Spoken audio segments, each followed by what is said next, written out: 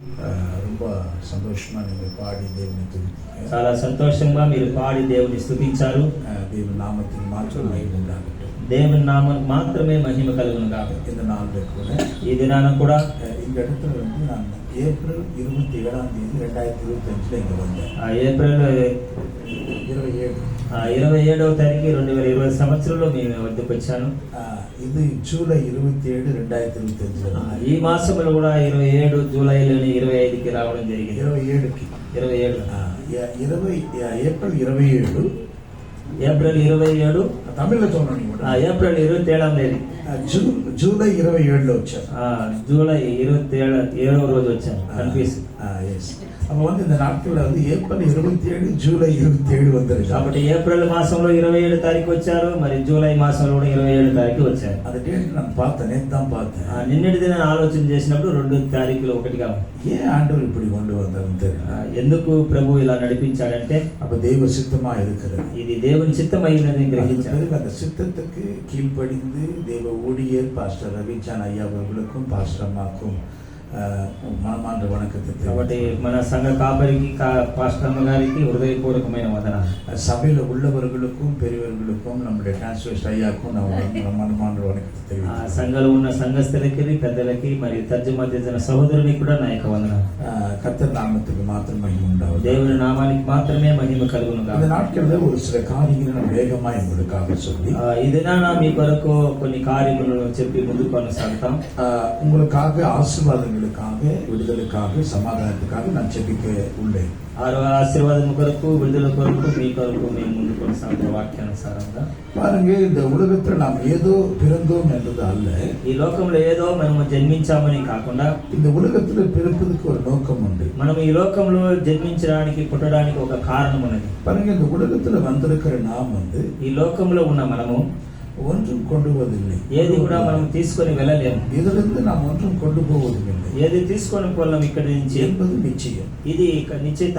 இதுதான் வந்து நம்முடைய சத்தியம். ఇదే మనకి సత్యమై ఉంటుంది. 1 తీమోతేయు నూతన నిబంధన గ్రంథంలో 1 తిమోతి రాసిన 6వ అధ్యాయం 1 తిమోతి 6వ అధ్యాయము 7வது வசனத்தை 6వ అధ్యాయము 7వ వాక్యం தெலுங்குல தமிழ்ல ஒரு உலகத்திலே நாம் ஒன்றும் கொண்டு வந்ததும் இல்லை, ஒன்றும் கொண்டு வரவில்லை, இதிலிருந்து நாம் ஒன்றும் கொண்டு போவதும் இல்லை என்பது நிச்சயம். நிச்சயம்.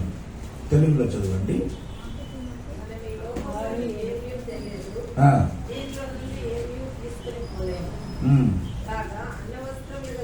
చాలా సిస్టర్ చాలా. இங்க நம்ம பார்க்கும்போது ఇక్కడ చదివిన రీతిగా நல்லா நீங்க யோசித்து பாருங்க. బాగా ఆలోచించి చూడండి. யாரு எதனா கொண்டு வந்திருக்கீங்களா? நீங்க யாருன்னா ఎవరైనా మీరు తీసుకొని వచ్చారా? எதனா கொண்டு போறீங்களா? ఏదైనా తీసుకొని వెళ్తారా?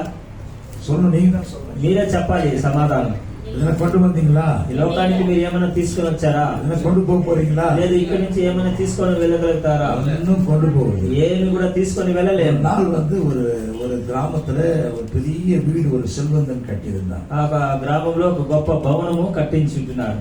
அந்த செல்வந்தன் வந்து அந்த பணக்காரன் வந்து மேல ஒரு கொடி நட்டிருந்தான். ఆ ఒక ఐశ్వర్యుడు పైన ఒక జెండాని నిలిపించున్నాడు. கொஞ்ச நாளுக்கு பிறகு இரண்டாவது கொடி நட்டினான். రెండవసారి కూడా మరొక జెండాని అక్కడ పెట్టారు. மறுபடியும் கொஞ்ச நாளுக்கு இன்னொரு கொடி நட்டினான். కొన్ని దినాల తర్వాత మరి మూడవ ఒక జెండాను కూడా అక్కడ నిలిపాడు. ஒரு மனுஷன் ஒரு ஊழியக்காரர் கேட்டார். ఆ ఒక సేవకుడు ఇలా అడిగాడు, கொஞ்ச நாள் கழிச்சு அந்த பணக்காரன் ஒரு கொடி நட்டு கொண்டே இருக்கிறார். ఈ ఐశ్వర్యుడు మొదటిగా ఒక జెండాను మరొక జెండాని అలా 3 సార్లు ఇలా చేశాడని. இப்படி வந்து 4, 5, 6, 7 ஆயிடுச்சு. కాబట్టి 4, 5, 6, 7 దాకా వెళ్ళింది. அவருக்கு பிறகு வந்து மறுபடியும் இந்த ஊழியர் கேட்டார். మరలా ఆ యొక్క సేవకుడు వచ్చి తనతో అడిగాడు, ஐயா நான் கண்டுக்கினேன், నేను తెలుసుకున్నాను இப்ப அவர்கிட்ட 7 கோடி இருக்குதான், నీకు 7 కోట్లు ఉన్నదని.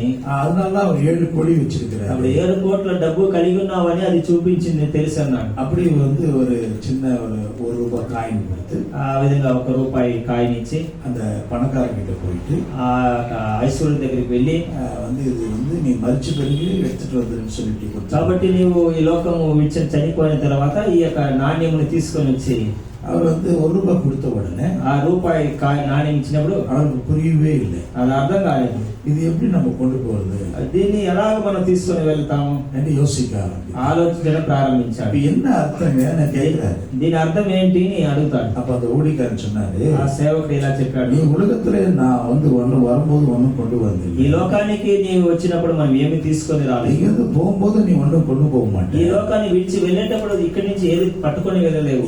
ஏன் 7 கோழி வந்து நட்டிருக்கிற நீ? ఎందుకో 7 జెండాలు అక్కడ నీవు నిలిపావు. அப்ப இதுக்கு என்ன அர்த்தம் என்று சொன்னால், దీని అర్థం ఏమిటంటే நீ நல் சாட்சியாய் பெற வேண்டும்.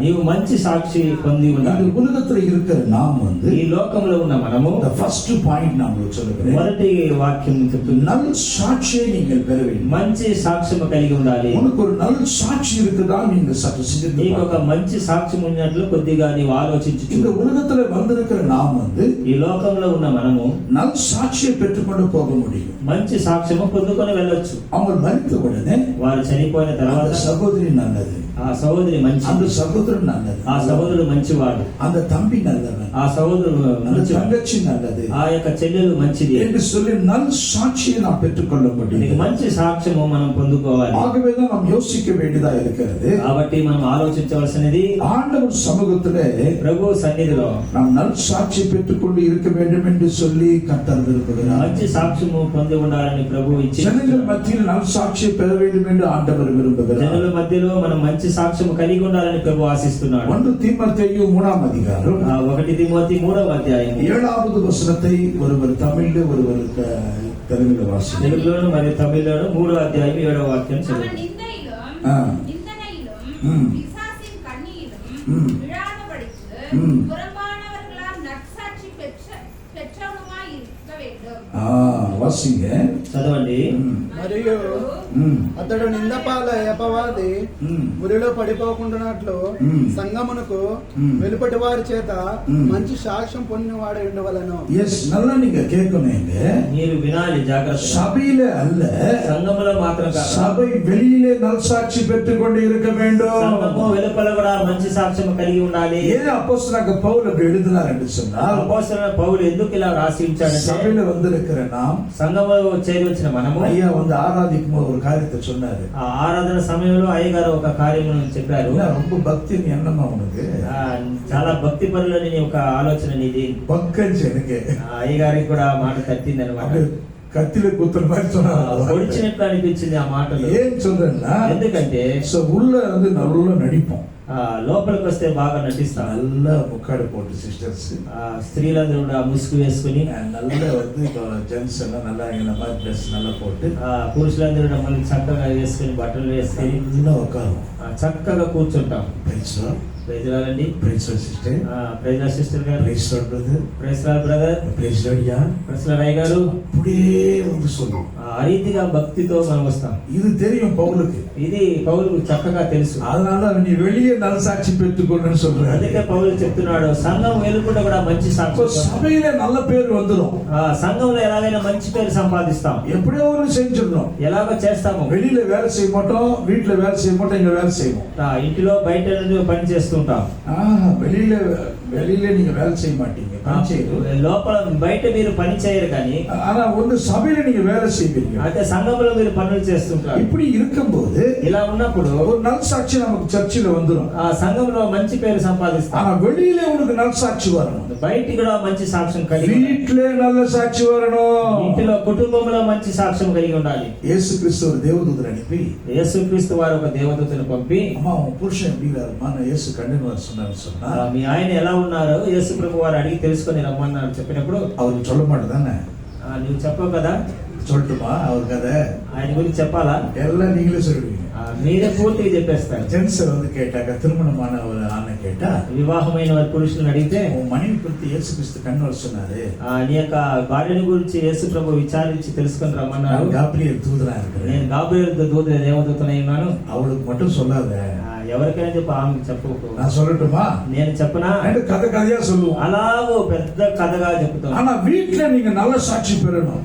కుటుంబంలో మంచి సాక్ష్యం కలిగి ఉండాలి. பிள்ளைகள் மத்தியில நல்ல சாட்சி இருக்கணும். పిల్లల మధ్యలో మంచి సాక్ష్యం కలిగి ఉండాలి. நல்ல தகப்பன்னு சொல்லணும், మంచి తండ్రిని సాక్ష్యం కలిగి ఉండాలి. நல்ல தாயின்னு சொல்லணும், ఒక మంచి తల్లిని సాక్ష్యం என் కలిగి ఉండాలి. தாய் ஜெபிக்கிற தாயின்னு சொல்லணும், నా తల్లి ప్రార్థనా పరురాలు, என் தகப்பன் ஜெபிக்கிற தகப்பன் నా சொல்லணும். తండ్రి ప్రార్థనా పరుడు. இப்படி நல் சாட்சியை நீ பெற வேண்டும். ఇక మంచి సాక్ష్యాన్ని నీవు పొందగలిగి ఉండాలి. இதுதான் ஆண்டவர் விரும்புகிறார். ఇదే దేవుడు ఇచ్చించుచున్నాడు. சோ நம்ம ஆக்ஷன் பண்றதுக்காக அல்ல, మనము అలా నటించడానికి కాదు. பாருங்க, ஆக்ஷன் பண்ணி வாழ்வது ஈஸியா இருக்கும், నటన అనేది సులభంగా ఉండొచ్చేమో కానీ ஆனா உண்மையா வாழும்போது ரொம்ப கஷ்டமா இருக்கும். నిత్యముగా మనం నిజముగా యథార్థంగా ఉన్నప్పుడు కష్టంగా అనిపిస్తుంది, ரொம்ப కష్టமா இருக்கும். చాలా కష్టతరముగా ఉంటుంది. ஆனாலும் நல் சாட்சி நீ பெற்றுக்கொள். అయినను మంచి సాక్ష్యము కలిగి ఉండు. நல் சாட்சி உன் வாழ்க்கையில இருக்க வேண்டியதா இருக்கிறது. మంచి సాక్ష్యం మీ జీవితంలో కలిగి ఉండాల్సి ఉంది. ஆண்டவராக இயேசு கிறிஸ்து சொல்லுகிறார், ప్రభువు యేసుక్రీస్తు వారు చెప్తున్నారు. தாவீதை பார்த்து ఆండவர் சொல்லுகிறார், దావీదును గురించి ఇలా చెప్తున్నాడు, என் இருதயத்துக்கு ஏற்றவன். నా హృదయానుసారుడు దావీదు అంటున్నాడు. தானிయేலை பார்த்து சொல்லுகிறார், దానియేలు చూసి చెప్తున్నాడు, பிரியமானவனே என்று சொல்லுகிறார். ప్రియమైన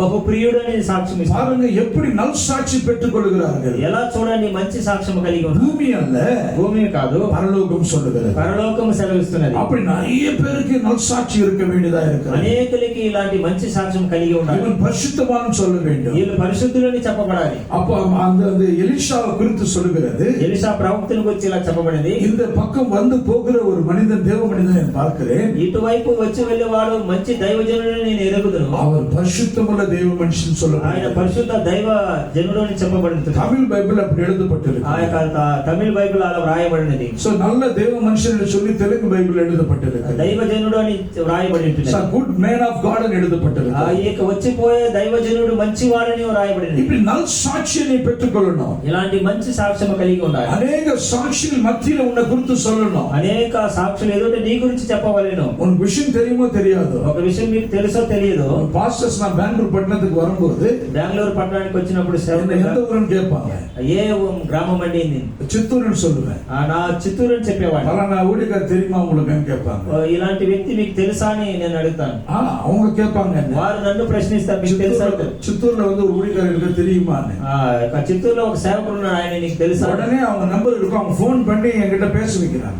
వారి దగ్గర నంబర్ ఉంటుంది, ఆ నంబర్ కి చేసి నాతో మాట్లాడిస్తారు. அவங்க பேசுறாங்க. వారు அப்ப మాట్లాడుతున్నారు. என்ன అర్థంனா, దాని అర్థం ఏమంటే, நான் எப்படிப்பட்ட அவன் தெரிஞ்சுக்கிறதுக்காக. కాబట్టి ఇక్కడ వచ్చిన సేవకుడు ఎలాంటి వారు వారిని అడిగి విచారిస్తారన్నమాట. ஓ பாஸ்டர் தேவபிரசாத் வேஸ்ட்டுங்க, దేవప్రసాద్ గారు ఎందుకు పనికిరారండి, சும்மா பிரசங்கம் தான் பண்றாங்க, ప్రసంగిస్తారు కానీ அவர் வாழ்க்கையில சாட்சி இல்லை. ఆయన జీవితంలో సాక్ష్యం లేదు. இப்படி சொல்வார்களா என்று எதிர்பார்க்கிறார்கள். ఇలా చెప్పగలుగుతారని ఎదురు చూస్తూ ఉంటారు. ஆகவே நாம் நல் சாட்சியை பெற்றுக்கொள்ள வேண்டியதா అయితే இருக்கிறது. మనము మంచి సాక్ష్యం కలిగి ఉండవచ్చు. பிரியமான தேவஜனமே, నాకు ప్రియమైన దేవుని పిల్లలారా, நான் வேகமாய் நான் சொல்லுகிறேன். త్వరగా నేను చెప్తున్నాను. நிறைய காரியங்களுக்கு சொல்ல முடியவில்லை. అనేక కార్యములు చెప్పలేము. தாங்கள் இந்த வேளையில கூட நீங்கள் உங்களுடைய பிள்ளைகள் உன்னை பார்த்து, உங்கள் தகப்பன் தாயை பார்த்து உண்மை உள்ளவன் என்று சொல்ல வேண்டியதா మీ இருக்கிறது. పిల్లలు తల్లిదండ్రులు చూసి వీరు మంచివారు యథార్థవంతులు అని చెప్పాలి. பொய் சொல்லக்கூடாது.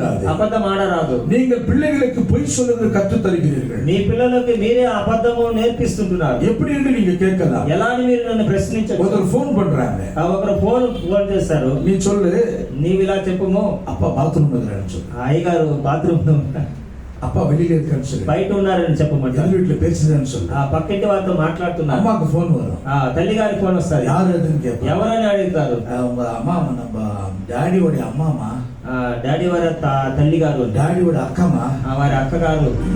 అయ్యో బయట ఉన్నాను, ఇక్కడ లేదని చెప్పు. பேச விருப்பம் இல்லாமல் మాట్లాడడానికి ఇష్టం లేక அவ பிள்ளைகள் பாக்குறாங்க. వాళ్ళ పిల్లలు చూస్తారు, அம்மா அழகா போய் சொல்லுது, తల్లి చాలా అబద్ధం బాగా அம்மா చెప్తారు, அப்பா நல்லா போய் சொல்றாங்க. నాన్న కూడా చాలా అబద్ధం నైపుణ్యత కలిగి ఉన్నారు. அவன் வாழ்க்கையில் அவன் மனைவி அவங்க கிட்ட அவங்க போய் சொல்லுவோம். కాబట్టి రాబోయే తను కూడా తన భార్యతో కూడా అలాంటి அப்ப நீ நல் சாட்சி இல்லை என்றால், నీవు మంచి సాక్ష్యం కలిగి ఉండకపోతే அந்த நல் சாட்சி இல்லாத உன்னுடைய விதை உன் பிள்ளைகளுக்குள்ள நீ போடுகிறாய். మంచి లక్షణం లేని నీవు నీ పిల్లలకు అది విత్తనముగా విత్తబడుతుంది. So, சபையில இருக்கிறது எதுக்கு தெரியுமா? సంఘం ఉన్నది ఎందుకు తెలుసా? நீ நல் சாட்சி பெற்றுக்கொள்ள வேண்டும் என்று தேவன் உபதேசிக்கிறார். మంచి సాక్ష్యం కలిగి ఉండాలని ఆయన నీకు ఉపదేశిస్తున్నాడు దేవుడు. ஸ்கூலுக்கு போனா நல்லா படிக்கிறாங்க, పాఠశాలకు వేస్తే బాగా చక్కగా டியூஷன் படிக்கிறவங்க டியூஷன் போடுறாங்க, వారు చదవలేకపోతే ట్యూషన్ కి వేసి అక్కడ எவ்வளவு செலவன பண்றாங்க. ఎంత ఖర్చైనా చేస్తారు. ஏப்ரல் 27 வந்தபோது ఏప్రిల్ 27కి నేను వచ్చినప్పుడు இங்க இருக்கிற ஒரு சகோதரிக்கு ஒரு பேரண்ட்ஸ் இடத்துல வெளியில பேசினாங்க. ఆ ఇద్దరు తల్లిదండ్రులు నాతో బయట మాట్లాడినారు. அவங்க சொன்னாங்க, వారు నాతో అన్నారు, நாங்க படிப்புக்காக தான் இந்த பெங்களூர் பட்டணத்துக்கு வந்தோம். మేము చదువు నిమిత్తమే ఈ బెంగళూరు పట్టణానికి எங்க பணம் எல்லாம் பணத்துக்கெல்லாம் வந்து நாங்க வந்து படிப்பு தான் போடணும்னு சொல்றாங்க. కాబట్టి మా డబ్బులు ధనమంతా కూడా ఈ చదువు కోసమే ఖర్చు పెట్టాం. So, அது தப்பு இல்ல, అది తప్పు కాదు. சூப்பரா அவங்க யோசித்தாங்க. మంచిగా ఆలోచన చేశారు. நான் இன்னொரு ஆலோசனை உங்களுக்கு நான் சொல்லுகிறேன். నేను మరొక ఆలోచన మీతో చెప్తాను. சர்ச்சில ஸ்பெஷல் மீட்டிங் குடும்பத்தோட வா. కాబట్టి చర్చిలో ప్రత్యేకమైన కూడికలను కుటుంబంతో కలిసి రా. సండే అన్న నీ ఆరాధనకి కుటుంబத்தோட వా. సండే ఆదివారం అంటే కుటుంబంతో కలిసి రా. இன்றைக்கு ஈவினிங் ஒரு ஸ்பெஷல் மீட்டிங் அங்க சொன்னா நீ வேலை காரியம் செய்யாத. కాబట్టి ఈ రోజు ప్రత్యేకమైన కూడిక అంటే మరొక పనులు పెట్టుకోకు. நேரா மீட்டிங் குடும்பத்தோட வா. కుటుంబంతో కలిసి ఆ యొక్క కూడిక ఉండాలి. அப்போ உன் பிள்ளைகள் வாழ்க்கை நலமா இருக்கும். అప్పుడే నీ పిల్లల యొక్క భవిష్యత్తు బాగుంటుంది. அவன் வந்து நல் சாட்சியை பெற்றுக் கொள்வான். వారు మంచి సాక్ష్యం పొందగలుగుతారు. எல்லாம் விருதாயிடும். కాబట్టి లేదు వ్యర్థమైపోను. ஒரு நாள் குடிகாரனா மாறிடுவான். ఒకవేళ త్రాగుబోతుగా మారుతాడు. ஒரு நாள் வந்து பொண்ணு பின்னாடி சுத்திட்டே இருப்பான். ఒక దినాన అమ్మాయిల వెంట వెళ్తాడు. அவன் இஷ்டம் போல பேச ஆரம்பிப்பான். తన ఇష్టం కొద్దిగా మాట్లాడతాడు. பொய் சொல்ல ఆరంభిப்பான். అబద్ధం ఆడతాడు. பயங்கரமான ஆட்களா மாறிடுவான். కాబట్టి భయంకరమైన వ్యక్తిగా తన జీవితం మారింది. நான் இந்த மியூசிக் வாசகங்களை ஆராதனை செய்ய நம்பவே மாட்டேன். కాబట్టి ఈ మ్యూజిక్ చేసే వాళ్ళని ఆరాధన నడిపే ఒక యూత్ ஆனா உங்களுக்கு நான் சொல்லுவேன், మిమ్మల్ని గురించి నేను మాట్లాడలేదు. ஆராதனை பண்றவனும் மியூசிக் வாசகம் நம்பவே மாட்டேன். వారిద్దరిని కూడా అయ్యగారు నమ్మరు. நம்பவே மாட்டேன். నేను ఏ కారణానికి నమ్మను. ஏன் நல்லா கவனிப்பேன். నేను వారిని బాగా గమనిస్తాను. அவன் ஒருத்தவங்க ரட்சிக்கப்பட்டிருப்பான். ఒక్కరు కూడా రక్షణలో ఉండరు. நிறைய பேர் చాలా మంది వరకు வந்து ஒரு 80% ரட்சிக்கப்பட மாட்டான். 80% వాళ్ళు రక్షణ పొంది ఉండరు. பாட்டு பாருங்க நம்ப மாட்டேன். నేను ఎక్కువగా పాటలు పాడవాళ్ళని నమ్మను. என் கூட ஒரு டீம் எல்லாம் வருவாங்க. నాతో కూడా ఒక గుంపుగా కలిసి వస్తారు పాటలు. நிறைய பேர் வருவாங்க. ஹைதராபாத், விஜயவாடா, குண்டூர் அங்கெல்லாம் வருவாங்க. హైదరాబాద్, గుంటూరు ఆ ప్రాంతానికంతా వస్తారు. நாங்கெல்லாம் ஒரே இடத்துல தான் தங்குவோம். ఒకే స్థలంలో ఉంటాం. அவன் பாட்டு ஆராதனை முடிச்சு நான் தான் பிரசங்கம் பண்ணுவேன். కాబట్టి వీళ్ళ పాటలు ఆరాధన ముగిసిన తర్వాత నాది ప్రసంగం ఉంటుంది. உடனே நான் வந்து பிரசங்கம் பண்ணிட்டு వెంటనే నేను ప్రసంగం చెప్పాలి. அவன் வந்து அவன் பின்னாடி நான் உட்கார்ந்துருப்பேன். అంటే వెనక వచ్చి కూర్చుంటాను. அவன் பாடிட்டு இருப்பான். వారు ముందు పాడుతూ ఉంటారు. நல்லா பாடுவான். చక్కగా పాడతారు. ஹேர் ஸ்டைல், அவனுடைய முடி, ஹைட், வெயிட், ட்ரெஸ் எல்லாம் சூப்பரா இருக்கும். కాబట్టి వారు వేసుకున్న వస్త్రం నాకు వెంటకు లేదులే. వారు బాగా అలంకరించే బాగుంటారు. அவன் வந்து பாடும்போது వారు పాడేటప్పుడు அப்படியே த்ரோட்டை பிடிப்பான். அப்படியே பாடுவான். గొంతు పెట్టుకొని స్వరం పీల్చుకొని పాడుతారు. ரூம் வந்துடுவேன். గదిలోకి వచ్చేస్తారు. என்ன ஆக்ட் பண்றடா நீங்க? ఏ విధంగా నటించావు నువ్వు? கம்முனிருந்தா ఊరుకోండి బ్రదర్. என்னடா நீ எப்படி சொல்ற? ఎందుకు ఇలా చెప్తున్నావు? நீ நல்லதாண்டா பாடுற. బాగానే పాడావు. ஏன் சும்மா பிடிக்கிறேன்? ఎందుకు గొంతు అలా పెట్టుకొని? அட்ராக்ட் பண்றதுக்கா? ఇతరుల్ని ఆకర్షించడానికి. பாருங்க, பயங்கரமா பாடுவான். చాలా భయంకరంగా బాగా పాడతాడు. பொண்ணோட చాటింగ్ பண்ணேன் ராத்திரி. రాత్రి సమయంలో చాటింగ్ మొబైల్ ద్వారా பொண்ணுங்களோட అమ్మాయిలతో. நைட்ல 12 மணி 1 மணிக்கு தூங்க மாட்டேன். 12-1 నిద్రపోడు. நான் ஜெபிச்சுட்டு இருப்பேன். అయితే ప్రార్థన చేస్తాడు. நான் பார்ப்பேன். గమనిస్తే தம்பி காலைல கேட்பேன், என்ன பண்ண இந்த ராத்திரி? రాత్రి ఏం చేస్తున్నా సహోదరుని అడిగేవాడు. கம்முன்னா సుమారుగానే அப்படி சொல்லுவான். ఆ రీతిగా జవాబు చెప్తాడు. பாருங்க, இவங்களுக்குள்ள வந்து நல் சாட்சி இல்லை. కాబట్టి వారి అంతరంగంలో వారి జీవితంలో మంచి సాక్ష్యం లేదు. இன்றைக்கு நல் சாட்சி பெற்றுக்கொள்ளும்படி ஆண்டவர் உன்னை அழைத்திருக்கிறார். దేవుడు మంచి సాక్ష్యం కలిగి ఉన్నాడు. దేవుడు నిన్ను పిలిచింటున్నాడు. தயவு செய்து நீ வந்து சர்ச்சுக்கு வந்துரு. దయచేసి దేవుని ఆలయానికి రా. దేవుడి வார்த்தை கேளு. దేవుని వాక్యాన్ని విను. குடும்ப ஜெபம் நடத்து. కుటుంబ ప్రార్థన చేయి. குடும்பத்துல வந்து பர்சனல் பிரேயர் பண்ண சொல்லு. కుటుంబంలో వ్యక్తిగతంగా పిల్లలకు ప్రార్థన చేయడం నేర్పించు. நல்லா நீங்க பாருங்க. అలా చేసినప్పుడు நல்லா நீங்க யோசிங்க. బాగా ఆలోచించేయండి. திங்கட்கிழமை வந்து சீக்கிரமா படுத்துருவீங்க. సోమవారం త్వరగా పడుకుంటారు. செவ்வாய்க்கிழமை சீக்கிரமா படுத்துருவீங்க. మంగళవారం త్వరగా పడుకుంటారు. அப்படி வெள்ளிக்கிழமை வரைக்கும் சீக்கிரமா படுத்துருவீங்க. శుక్రవారం దాకా త్వరగా పడుకుంటారు. சனிக்கிழமை நைட்டு மட்டும் சீக்கிரமா படுக்க மாட்டாங்க. అయితే శనివారం రాత్రి త్వరగా పడుకోరు. நாளைக்கு சண்டே தானே. రేపు ఆదివారం కదా. சண்டே தானே. ఆదివారమే కదా. அப்படியே பார்த்து అలా చూస్తా. அது என்னதான் பாக்குறாங்கன்னு தெரியல. ఏం చూస్తారని తెలియదు. மார்டின் கூப்பர் என்றவர் தான் தயார் பண்ணாங்க செல்ல. మార్టిన్ కోపెల్ వారు ఈ యొక్క సెల్ని కనిపెట్టారు. ரோச்சோல கம்பெனில ஒர்க் பண்ணிட்டு ఆ కంపెనీలో వర్క్ చేస్తున్నారు. அப்ப 1973 ஏப்ரல் 3ல அவர் கண்டுபிடிச்சார். 1973 ఏప్రిల్ మాసంలో ఇది కనిపెట్టబడింది. அவர் ஏப்ரல் 3ல కண்டுபிடிச்சார். ఏప్రిల్ 3వ తేదీ కనిపెట్టారు. அவர் ஒரு அமெரிக்கன் கிறிஸ்டியன்.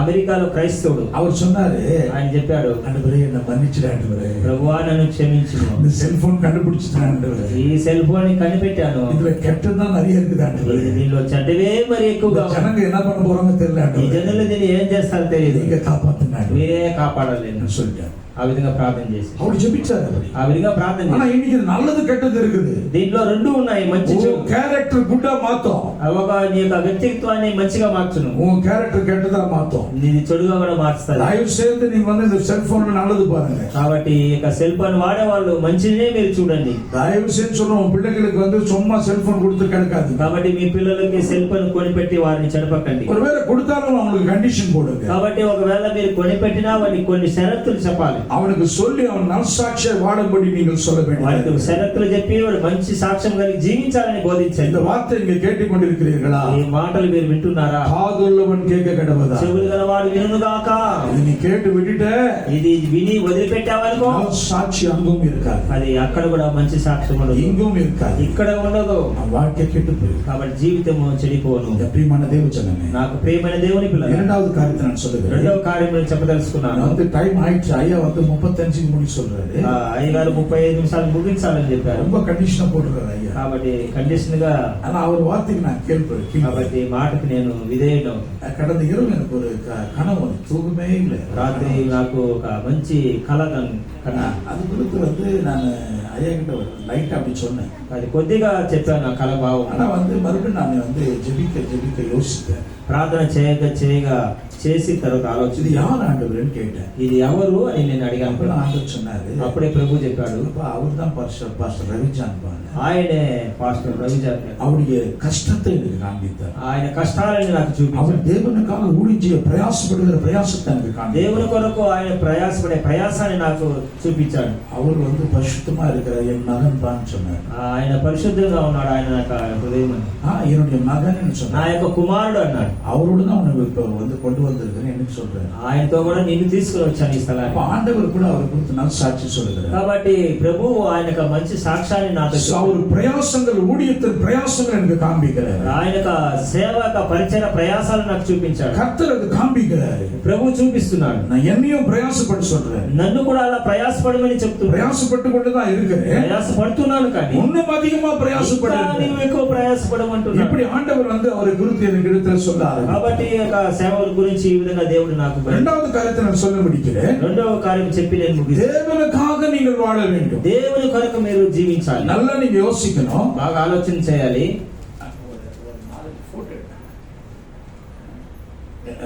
నాలుగైదు ఫోటో எடுக்கணும். కాబట్టి 4-5 ఫోటో మీరు దయచేసి 120 మంది మన కొరకు ప్రార్థన చేస్తాం. తమిళ చెప్పండి. చాలా మంది అనేక పేరు నమ్మకాగ జెబిక్கிறாరు.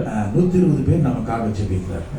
120 మంది మన కొరకు ప్రార్థన చేస్తారు. மலேசியா, சிங்கப்பூர், கர்நாடகா, தமிழ்நாடு, ஆந்திரால கிட்டத்தட்ட ஒரு 120 பேர் நமக்காக இந்த கூட்டத்துக்காக ஜெபிக்கிறார். మలేషియా, సింగపూర్, కర్ణాటక అనేక ఆంధ్ర ప్రదేశాల్లో ఈ కూడి కొరకు మన కొరకు వారు ప్రార్థన చేస్తారు. டென்மார்க்ல நமக்காக ஜெபிச்சிருக்கிறார். డెన్మార్క్ వారు కూడా మన కొరకు ప్రార్థన చేస్తున్నారు. அப்படி ஜெபித்து கொண்டிருக்கிறார். ఆ రీతిగా మనకు ఈ కూడికల కొరకు ప్రార్థన இந்த చేస్తున్నారు. கூடிகை அவங்களுக்காக நாங்க thank you for your praise support போடுறதுக்காக தான் ஒரு 5 ఫోటో எடுத்து వాటి వారు మన కొరకు ప్రార్థన చేస్తున్నారు. మీరు చేస్తున్న ప్రార్థనకి కృతజ్ఞత తెలపడానికి మనం ఈ ఫోటో తీయమంటున్నాము. பேக் சரி, நல்லா நீங்க யோசிக்கணும். మీరు బాగా ఆలోచన நீங்கள் చేయండి. தேவனுக்காக வாழ வேண்டும். దేవుని కొరకు మీరు జీవించాలి. நீங்கள் தேவனுக்காக நீங்கள் வாழ வேண்டும் என்று சொல்லி இரண்டாவது பாயிண்ட் உங்களுக்கு சொல்றேன். రెండవదిగా దేవుని కొరకు మీరు జీవించాలని చెప్తుంటున్నారు. நற்சாட்சி நீங்கள் பெற்றுக்கொள்ள வேண்டும். మొదటిగా మంచి సాక్ష్యం కలిగి ఉండాలి. இரண்டாவது தேவனுக்காக நீங்கள் வாழ வேண்டும். దేవుని కొరకు మీరు జీవించాలి. ஐயா, குடும்பத்துக்காகவே வாழ முடியல. కుటుంబం కొరకు నేను బ్రతకడం లేదు. தேவனுக்காக எங்கேயா வாழுறது? దేవుని కొరకు కూడా బ్రతకడం అంటే ఏంటి? குடும்பம் அப்படிதாங்க இருக்கும். కుటుంబం అలాగే ఉంటది. அப்படியே வந்து இங்க உட்கார்ற மாதிரி இருக்குமா குடும்பம்? ఇక్కడ కూర్చునే రీతిగా ఉంటది కుటుంబం. அப்படி இருக்காது. ఆ రీతిగా ఉండదు. மனைவி டக்குன்னு ஒண்ணு பேசும். భార్య ఒక మాట మాట్లాడతారు. டக்குன்னு வந்து ஜென்ஸ் ஹஸ்பண்ட் பேசுவாரு. కాబట్టి వెంటనే భర్త మాట్లాడతాడు. அம்மா சண்டை போடாதம்மா. அந்த பிள்ளைங்க அப்பா சண்டை போடாதப்ப பிள்ளைங்க பேசுவாங்க. పిల్లలు చెప్తారు తల్లిదండ్రులకి గొడవ వేయొద్దని. అవి ఏదో ఒక కుటుంబத்துல చిన్న చిన్న విషయం நடந்துட்டே இருக்கும். కాబట్టి ఇలాంటి కార్యాలు కుటుంబాల్లో జరుగుతూ ఉంటాయి. ஆனா உன் சிந்தனை தேவ ராஜ்யத்தை குறித்து இருக்கு. కాబట్టి నీ ఆలోచనల యొక్క తలంపులో దేవుని రాజ్యం సంపాదిక్கிறது எப்படி సంపాదిக்கிறது? நீ ఎలా సంపాదిస్తున్నావు? எப்படி சம்பாதிக்க நினைக்கிறியோ ఎలా సంపాదించాలనుకుంటావు? தேவ ராஜ்யத்துக்காகவும் நீ அப்படியே பிரயாசப்பட வேண்டியதா అలాగే దేవుని రాజ్యం కొరకు కూడా నీవు ప్రయాసపడాలి. தேவனுக்காக நாம் வாழ வேண்டியதா இருக்கு. దేవుని కొరకే నీ జీవించాలి. జీవించాలి. ஒரு காரியத்தை நீங்க செய்ய வேண்டியதா இருக்கிறது. ఒక పని మీరు చేయవలసి ஒரு ఉంది. ஆத்துமாவை நீங்க ரட்சிக்கப்படும்படி ஆண்டவர் ஆலயத்துக்கு கொண்டு வர வேண்டும். ఒక ఆత్మ రక్షించబడినట్లు మీరు ఆ ఆత్మని దేవుని సన్నిధికి నడిపించాలి. எல்லா குடும்பங்களை நீங்க வந்து ஒருத்தர் நீங்க அறிமுகப்படுத்திக்கணும், அந்த குடும்பத்துக்கு நீங்க போகணும். కాబట్టి ఒక కుటుంబాన్ని పరిచయం చేసుకొని మీరు వారిని తీసుకొని రావాలి. ஒரு எங்க ஒருத்தர் வந்து அறிமுகப்படுத்திக்கணும், அவங்களோட நீங்க பேசணும். కాబట్టి వారికి సమయం ఇచ్చి వారితో మీరు గడిపాలి. ஜென்ஸோட தான் நான் சொல்றேன். పురుషులు పురుషులతోనే, లేడీస్ தான் சொல்றேன். స్త్రీలు స్త్రీలతోనే మాట్లాడాలి. చిత్తూరులో ஒரு పాస్టర్ வந்தாரு. చిత్తూరు నుంచి ఒక సేవకుడు వచ్చాడు. அறிமுகப்படுத்தி சொன்னாரு. వారిని పరిచయం చేశాడు. அது சொல்லு ஆம்பளங்களோட பொம்பளைங்க போய் அறிமுகப்படுத்திட்டாரு. అట్లా స్త్రీలతో పురుషులు స్త్రీలు అట్లా పరిచయాలు అవసరం లేదు.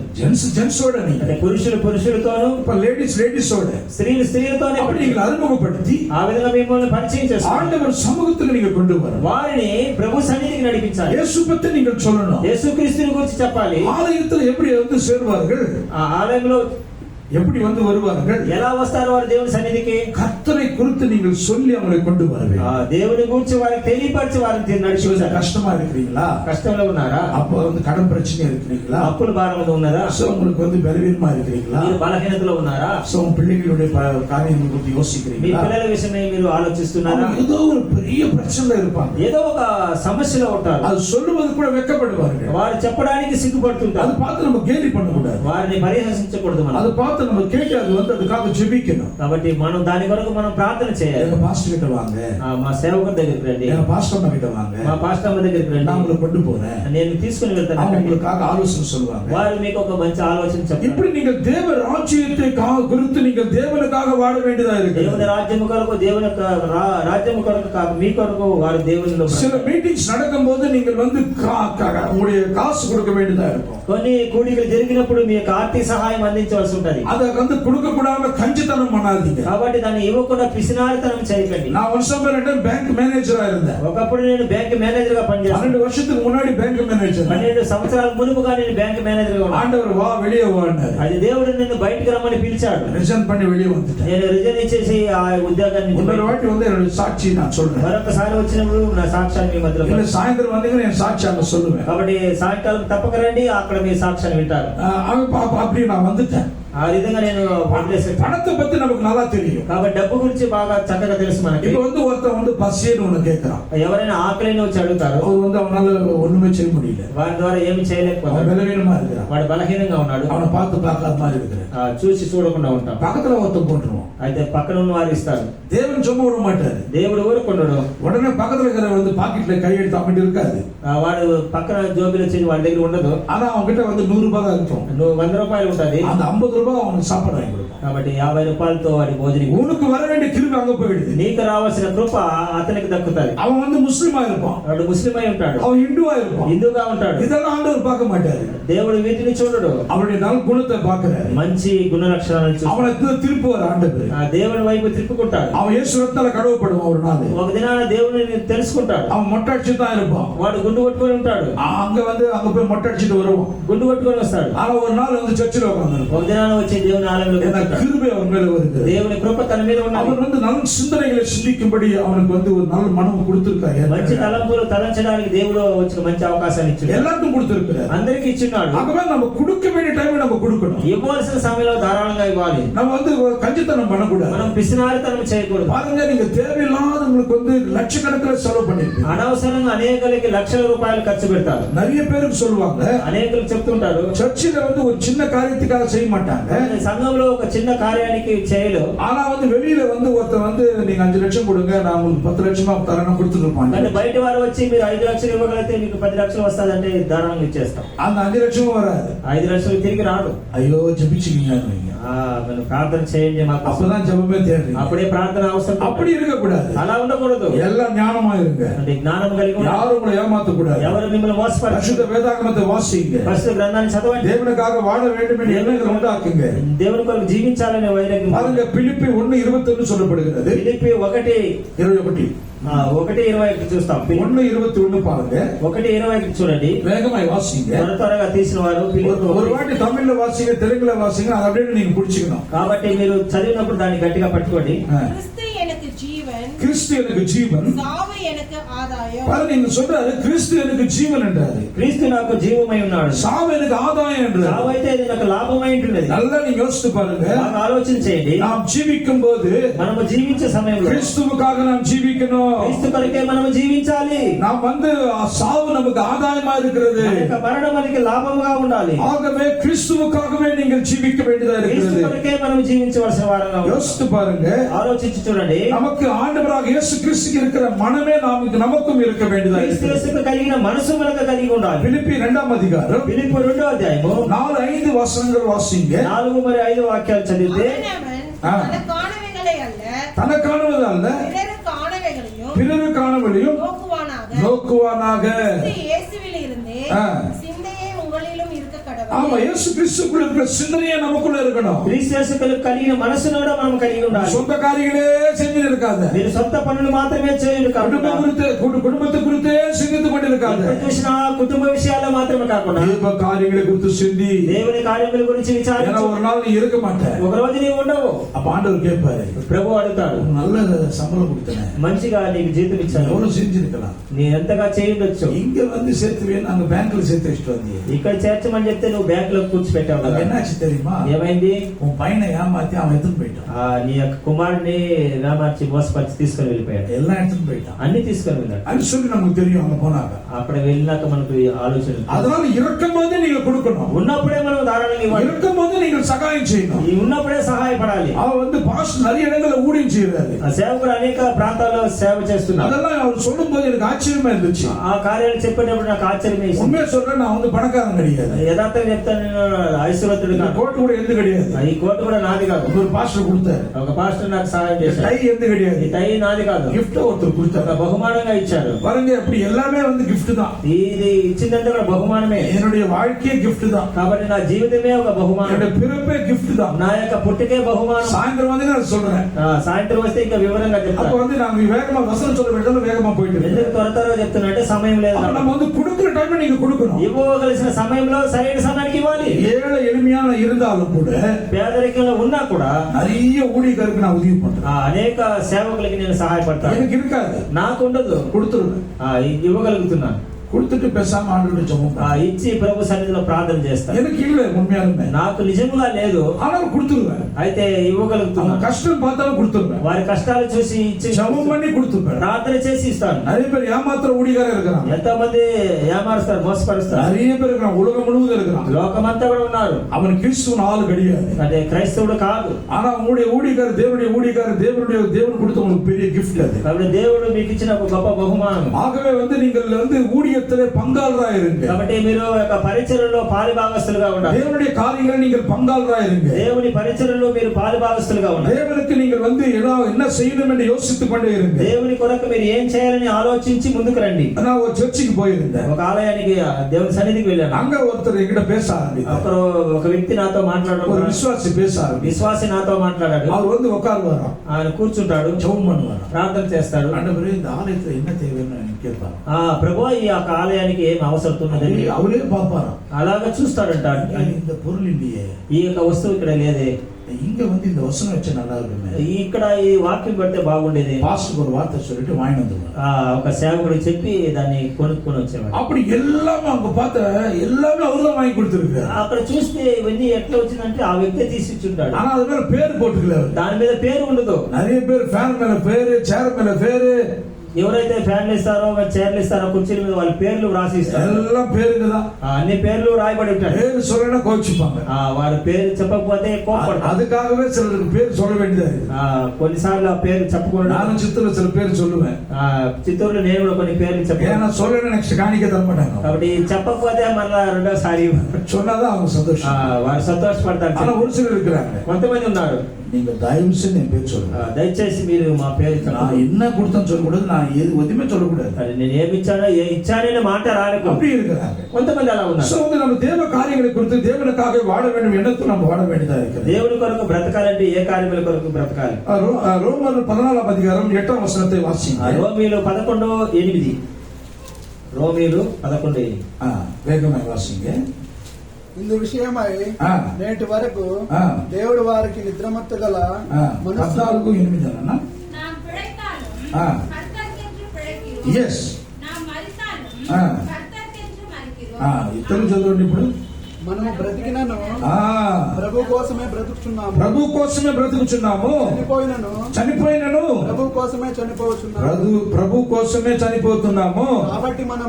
కాబట్టి మనము బ్రతికినను చనిపోయినను ప్రభు వారమై ఉన్నాము. ప్రభు వారమే ఉన్నాము. 9 చదవండి. తాను మృతులకును ఆ. సజీవులకును ఆ. ప్రభువై ఉండుటకు ఆ. ఇందు నిమిత్తమే కదా ఆ. క్రీస్తు చనిపోయి ఆ. మరలా బ్రతికిను. తమిళ వాసింగ மரித்தோரை 8 வருஷம் வாசிங்க. நாம் பிழைத்தாலும் நம்ம பிழைத்தாலும் கர்த்தருக்கென்று பிழைக்கிறோம். கர்த்தருக்கென்று பிழைக்க வேண்டும். நாம் மரித்தாலும் கர்த்தருக்கென்று மரிக்கிறோம். கர்த்தருக்கென்று மரிக்கணும். ஆகையால் பிழைத்தாலும் மரித்தாலும் நாம் கர்த்தருக்குடையவர்களாய் இருக்கிறோம். கர்த்தருக்குடையவர்களாய் இருக்கிறோம். கரங்களை தட்டி தேவன் చప్పట్లు நாமத்தை కొట్టి దేవుని నామాన్ని మహిమపరచాలి సమయంలో. இதுங்க கிறிஸ்துவ வாழ்க்கை. ఇదే క్రైస్తవ జీవితం. புரிஞ்சுதா உங்களுக்கு? అర్థమైందా? புரிஞ்சுதா உங்களுக்கு? అర్థమైందా? சார் நான் ரட்சிக்கப்படவே இல்லை சார். మేము ఇంకా రక్షణ పొందలేదు. எங்களுக்கு எங்க சார் புரியும்? మాకు ఏం అర్థం అవుతుంది? அவங்களுக்கு அத்தை தான் பார்த்துக்கணும். మీరే ஏன்னா மறுபடியும் நான் வந்து ஒன்னா எல்கேஜிக்கு போக கூடாது. మరలా నేను ఎల్కేజీకి తిరిగి వెళ్ళకూడదు. அதனால தான் நான் சொல்றேன். మీతో చెప్తున్న మాట. மூன்றாவது காரியத்தை நான் சொல்றேன். மூணாவது வந்து நித்திய ஜீவனை நீ பெற வேண்டும். నిత్య జీవమును పొందుకోవాలి. பாருங்க, நல்லா நீங்க பாருங்க.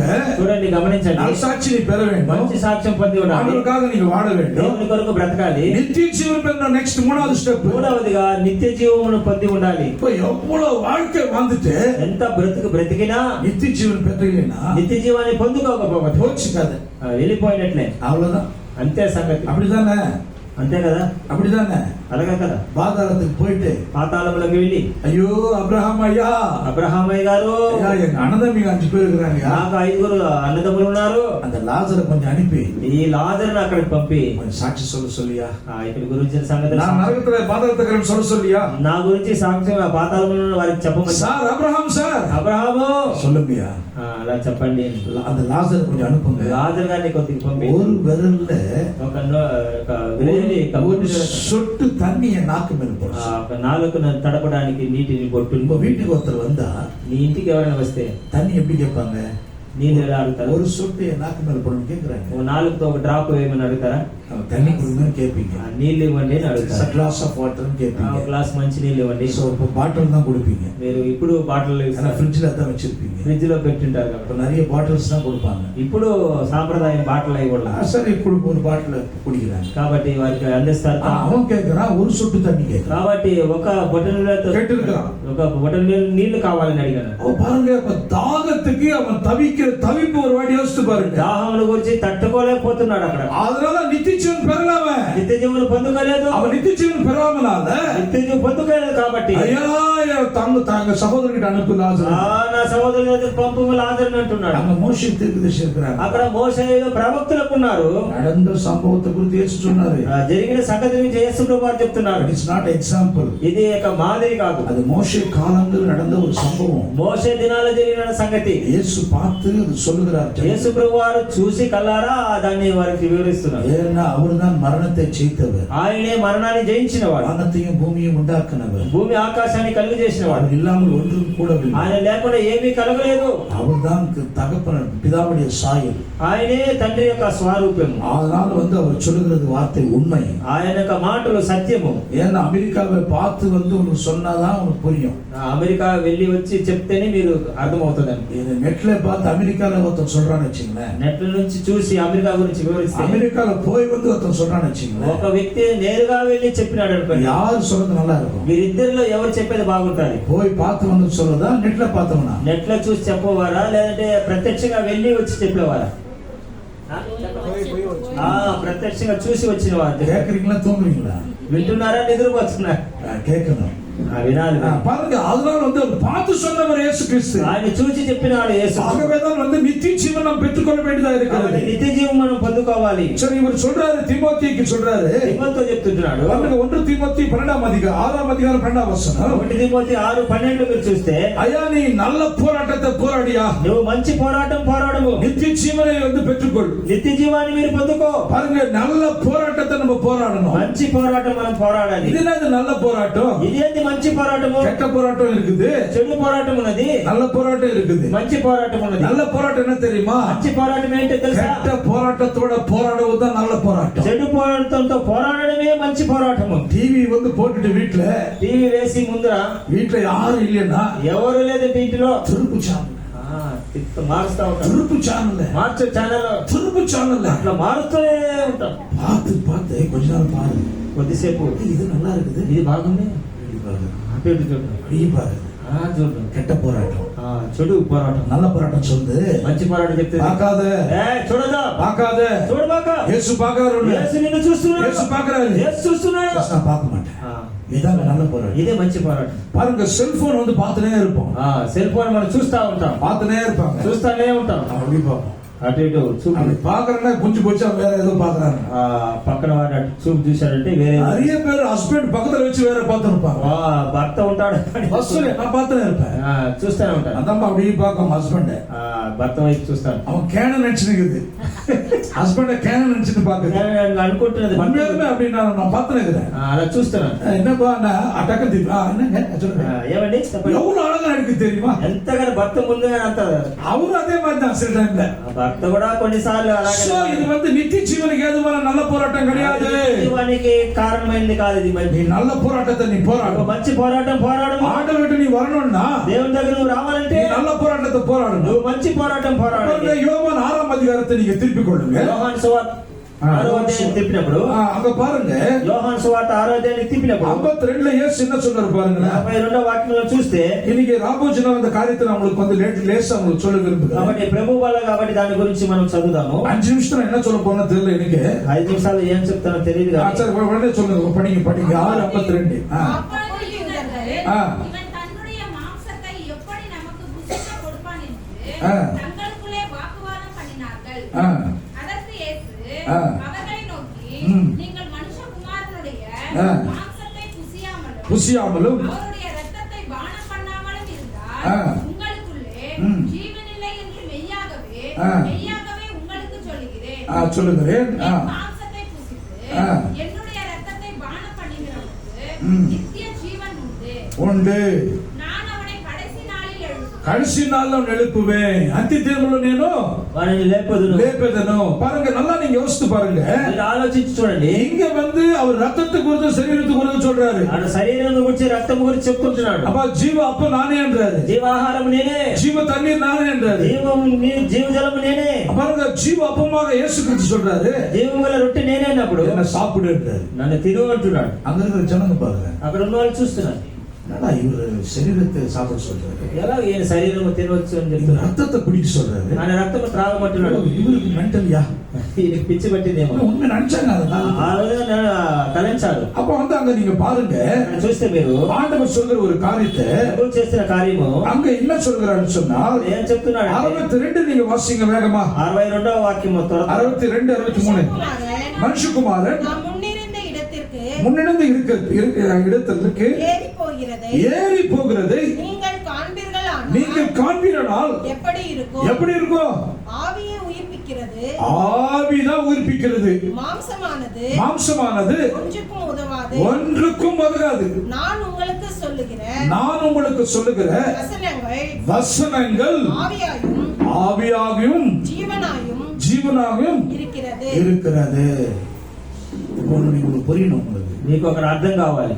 இன்னைக்கு வந்து நீ வந்து அவருடைய ரத்தத்தையும் சரீரத்தையும் வந்து நீ சாப்பிட்டேன்னா, ఆయన శరీర రక్తాన్ని నువ్వు భుజిస్తే உன்னை உடனே வந்து கடைசி காலத்துல ஏற்க மாட்டாரு.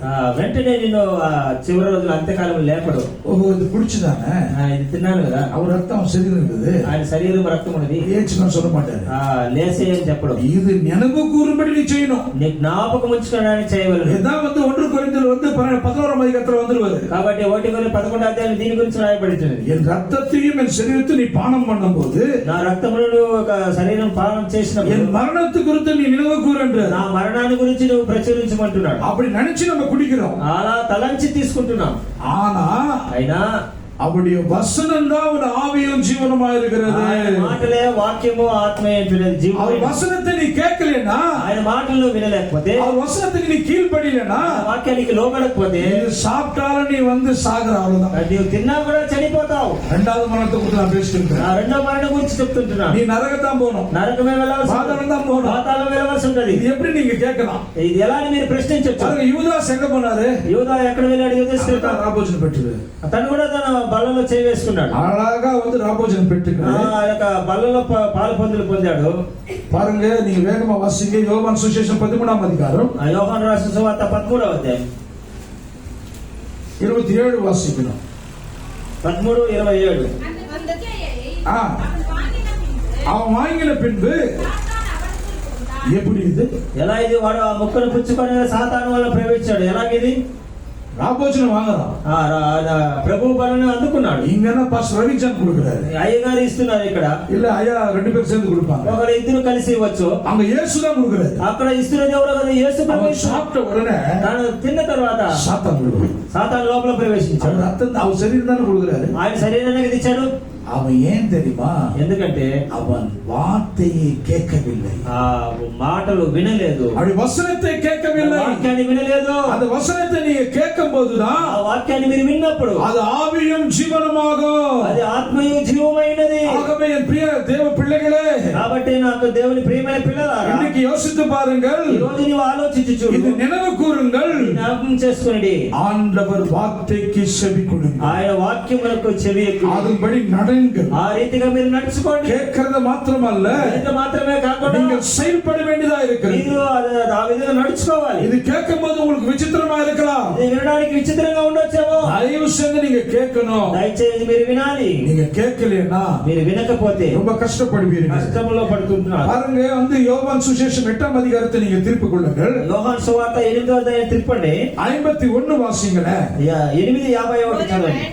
ஒருவன் ஒருவன் என் வார்த்தையை கைக்கொண்டால் அவன் என்றென்றைக்கும் மரணத்தை காண்பதில்லை என்று மெய்யாகவே சொல்லுகிறேன் என்றார். அப்ப இங்க போதிக்கிற போதனை நீங்க கேட்கணும். ఇక్కడ బోధించబడిన ప్రతి బోధన మీరు వినాలి. எங்கோ இந்த பாஸ்டர் ரவிச்சந்திரன் அவர்களும் பாஸ்டர் இங்க கொண்டு வந்து ஏத்திரம் வச்சிருக்காரு. ఎక్కడో ఉన్న రజోని పాస్టర్ గారిని అమ్మగారిని ఎందుకు ఇక్కడ ఉంచాడు? இந்த வார்த்தையை உங்களுக்கு உபதேசிக்க, ఈ యొక్క మాటల్ని మీకు బోధించడానికి, பிதாவுடைய சித்தத்தின்படி, దేవుని చిత్తం ప్రకారం, இயேசுவின் நாமத்தினாலே, యేసుక్రీస్తు నామం పేరిట பரிசுத்த ஆவியில நிரம்பி పరిశుద్ధాత్మ ద్వారా నింపబడి வார்த்தை உங்களுக்கு ஊற்றுறாரு. ఈ యొక్క వాక్యమును మీకు బోధిస్తున్నాడు. இந்த வார்த்தை நீங்க அப்படியே கேட்கணும். ఆ ఈ యొక్క మాటలు మీరు వినాలి. அப்படியே மைண்ட் எடுக்கணும். కాబట్టి మనసులో ఉంచుకోవాలి. அப்படியே வந்து மனசுல வச்சுட்டு அப்படியே கேட்டுட்டு அப்படியே நீங்க செயல்படணும். విని దాని ప్రకారం నడుచుకోవాలి. பாருங்க, நிறைய பேர் வந்து நீங்க பாத்தீங்கன்னா అనేకులను మీరు చూసినప్పుడు சும்மா வந்து வந்து நித்திய ஜீவன் பெறாம வாழ்க்கை வாழ்ந்துட்டு இருக்கிறாங்க. కాబట్టి చాలా మంది వ్యర్థముగా నిత్య జీవాన్ని పొందకుండా బ్రతుకుతున్నారు. பாருங்க, யோவான் சுவிசேஷம் 6ஆம் அதிகாரத்துல యోహాను సువార్త 6వ అధ్యాయం తిప్పితే அங்க என்ன சொல்றாரு தெரியுங்களா? అక్కడ ఏం చెప్తున్నాడంటే 70ஆம் வசனத்தை நீங்க வாசித்து பாருங்களேன். 70వ వాక్యాన్ని మనం చదివినప్పుడు பாருங்க, அவர்களை நோக்கி ஒரு நிமிஷம் சிஸ்டர், 68 வாசிங்க. 68 68 కూడా சீமோன் பேதுரு அவருக்கு பிரதியுத்தரமாக, ஆண்டவரே, யார் இடத்துல போவோம்? நித்திய ஜீவன் வசனங்கள் உம்மிடத்தில் உண்டு. నీవే జీవపు మాటలు గలవాడవు అంటున్నారు. எஸ், நல்லா நீங்க யோசித்து பாருங்க. ఆలోచించి చూడు. அவர் விட்டு எல்லாம் போயிடுறாங்க. అన్ని విడిచి అందరూ వెళ్ళిపోతారు. எல்லாம் போயிட்டு இருக்காங்க. అందరూ వెళ్ళిపోయారు. நீங்களும் போயிருங்கன்னு கேக்குறேன். నీవు వెళ్ళిపోతావా? நீங்களும் போயிருக்கீங்களா? మీరు వెళ్ళిపోతారా?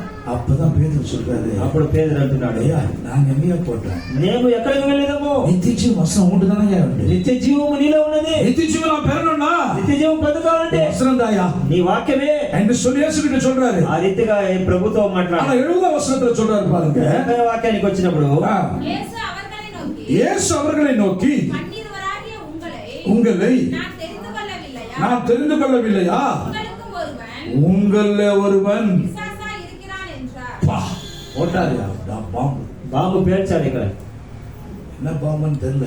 ఏంటి ఆ బాంబు? பரலோக பாம்பு தான். పరలోకం నుంచి బాంబు అని ராத்திரி எல்லாம் ஜெபம் பண்ணி రాత్రంతా కూడా ప్రార్థన చేసి 12 பேரை தெரிந்து கொண்டார். 12 మందిని ఏర్పరచుకున్నాడు. உங்களில் ஒருவன் சாத்தான் அண்டார். మీలో ఒకడు సాతాను. విశ్వాసం సాతాను అపవాది. రాబోజుని వెళ్తున్నారు. ప్రభు బలలో పాల్పొందుతూనే ఉన్నాడు. ఆండవరే కాంచుకున్నాడు. దేవుని చూపెడతాడు. ஆனா மார்க்ல என்ன சொல்லுது தெரியுமா? మార్కు సువార్త గమనిస్తే இவன் பிறக்காம இருந்தா நல்லதுன்னு சொல்லுது. వీడు పుట్టకుండానే మేలు అంటున్నాడు. நான் க்ளோஸ் பண்ணிட்டேன். ముగించాను నేను. ஏன்னா வந்து ஐயா 36 போயிருக்கு டைம்.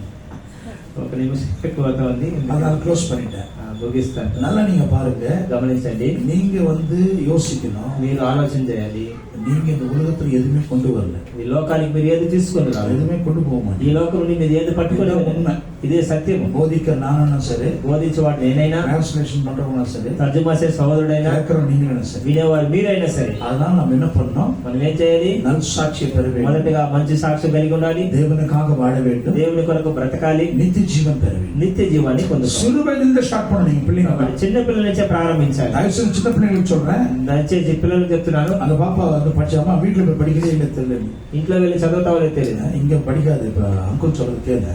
చెప్పేది వినాలి. நல்ல பொண்ணா இருக்கு, நல்ல ட்ரெஸ் போட்டு வந்து మంచి డ్రెస్. Very good. நல்லா சின்ன பிள்ளைங்க கேட்கணும். కాబట్టి చిన్న పిల్లలు జాగ్రత్తగా వినాలి. நீங்க வந்து சிறு வயதிலிருந்து இயேசுவை வந்து చిన్న పిల్లల నుంచి ప్రభువుని గురించి తెలుసుకొని தாய்மார்களுக்கு சொல்றேன், తల్లిదండ్రులకు చెప్తున్నాను, தகப்பன்மாருக்கு சொல்றேன், తండ్రులకు చెప్తున్నాను, குடும்பத்தோட சர்ச்சில காணப்படும். కుటుంబంతో కూడా సన్నిధిలో కనబడండి. இங்க நீங்க வெளியில எஜுகேஷன் எவ்வளவு செலவு பண்றீங்களோ, మీరు బయట చదువుల కోసం విద్యాభ్యాసం ఎంత ఖర్చు పెడతారో அது வெளியான மாம்சத்துக்குரியது. అది శరీర సంబంధమైనది. அவன் అழிஞ்சு పోయిடுவாరు. అది నశించిపోతుంది. உள்ளான మనుషులు இருக்கிறான். మనలో ఒకడు ఆత్మలో ఉన్నాడు. அவர் வந்து பரலோக ராஜ்யம் போய் நித்திய ஜீவன் பெறணும். నిత్య జీవాన్ని పొందుకోవాలి. அதுதான் இந்த ஸ்கூல். అదే ఈ యొక్క పాఠశాల. இதுதான் வந்து மெயின் ஸ்கூல். இதுதான் ఇది ముఖ్యమైన పాఠశాల మనకి ఇదే. அது வெளியில இருக்கிற ஸ்கூல் வெளியில శరీరத்துக்காக. కాబట్టి బయట అది మన శరీర సంబంధమైంది. வெளியில ஸ்கூல் அப்படி தப்பா மீன். బయట ఉన్న ஸ்கூல், బయట ఉన్న స్కూలు బయట శరీరానికి. అది శరీరాన్ని. வெளியில இருக்கிற நான் தெலுங்கு பேசுவேன். ஆனா வந்து உங்களுக்கு தெலுங்கு நான் சொல்லி 2 மணி நேரம் ஆயிட்டு ஐயா அப்புறம் எப்பவுமே என்ன கூப்பிடாது போயிடுவாரு. కాబట్టి నేనే మాట్లాడి మరి ఇంకొకసారి అవకాశం దొరకదు. அதனாலதான் வந்து டிரான்ஸ்லேட் வச்சிருக்காரு. అందుకొరకే ట్రాన్స్లేట్ పెట్టి நல்லா நீங்க பாருங்க, గమనించాలి. இந்த விஷயத்தை நீங்க கேர்ஃபுல்லா இருக்கணும். కాబట్టి చాలా జాగ్రత్తగా ఉండాలి. இப்ப ராபோஜ் நடக்கிறவங்க நல்லா யோசித்து பார்த்துக்கோங்க. ఇక ప్రభు బలలో పొందేవారు ఆలోచించండి. நிறைய ஐயமாரு அம்மாமாரு வந்து நிద్రக்குள்ள இருக்கிறாங்க. కాబట్టి కొంతమంది చాలా గాఢ నిద్రలు. நிద్ర என்ன ஒரு புரிஞ்சிருக்கும். பவுல் அப்போஸ்தலன் பவுல் அப்படிதான் எழுதுறாரு.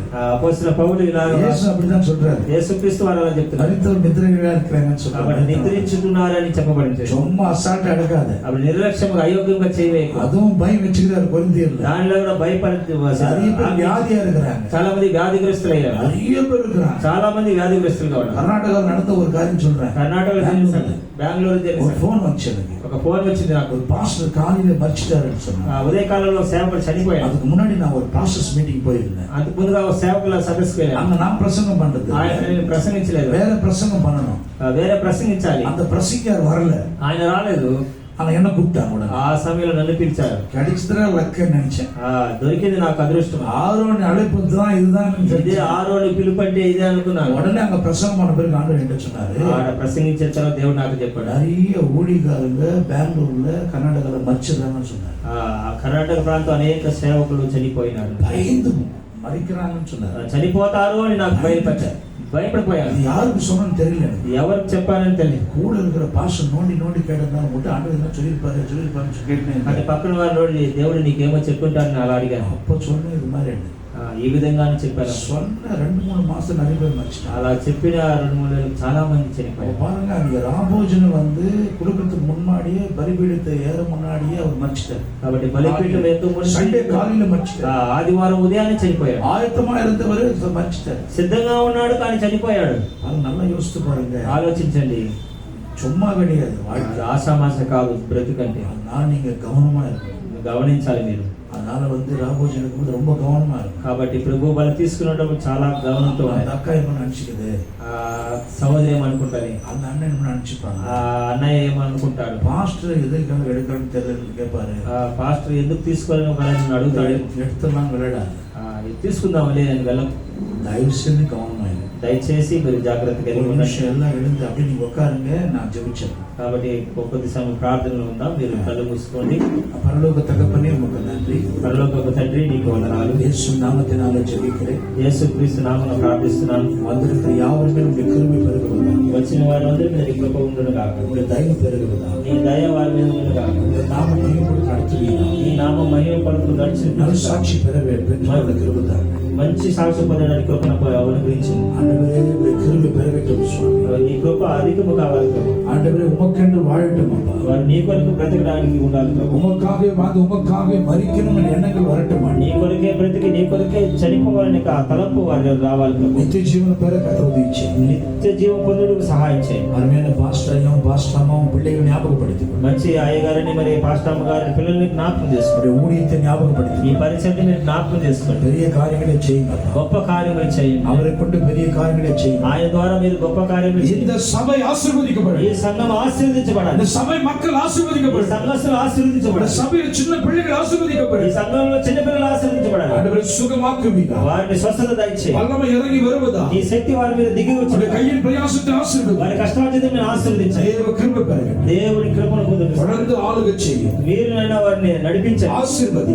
ఆశీర్వదించండి. இயேசுவின் நாமத்தினால ஜெபிக்கிறோம் நல்ல பிதா. యేసుక్రీస్తు పేరట ప్రార్థిస్తున్నాను మంచి పరలోక తండ్రి. ஆமென். ఆమేన్. ஆமென். நல்லா சொல்லுங்க. ஆமென். ఆమేన్. గట్టిగా